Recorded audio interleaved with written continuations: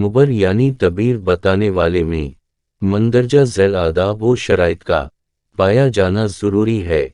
ایک مبر کو علاوہ علم دینی ہونے کے ان باتوں کا بھی پابند ہونا ضروری ہے کہ لوگوں کے طور اتواروں، خصائل و عادات اور احوال کو خوب پہچانے اور اللہ تعالیٰ سے ہمیشہ یہی توفیق مانگتا رہے کہ اللہ تعالیٰ اس کی زبان پر اچھی اور ثواب کی بات جاری کرے اور گناہوں سے بچتا رہے اور لقمہ حرام کھانے اور بیہودہ باتیں کہنے اور سننے سے دور رہے۔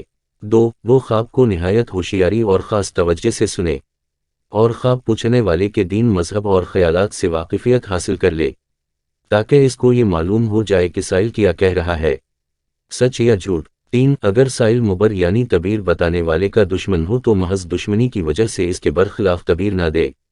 اگر خواب کی تعبیر سائل کے لیے نقصان دہ ہو تو اس تعبیر کو لوگوں سے بیان نہ کرے۔ 4. سوال بکمال احتیاط سے اور یہ بھی معلوم کرنے کہ سائل کوئی بادشاہ ہے یا عام آدمی، قوم کا سردار ہے یا کوئی حقیر یا جاہل، غریب ہے یا امیر، عورت فارغ البال ہے یا مشغول، اور خواب سائل نے کس موسم میں پوچھا ہے۔ جب وہ ان تمام امور کو معلوم کر لے تو ہر ایک بات کی تعبیر اس علم کے استعدادوں کے اصول و قواعد کے مطابق سمجھ کر بتا دے۔ یوں بھی بغیر سوچے سمجھے اپنی طرف سے ہرگز تعبیر نہ بتائے۔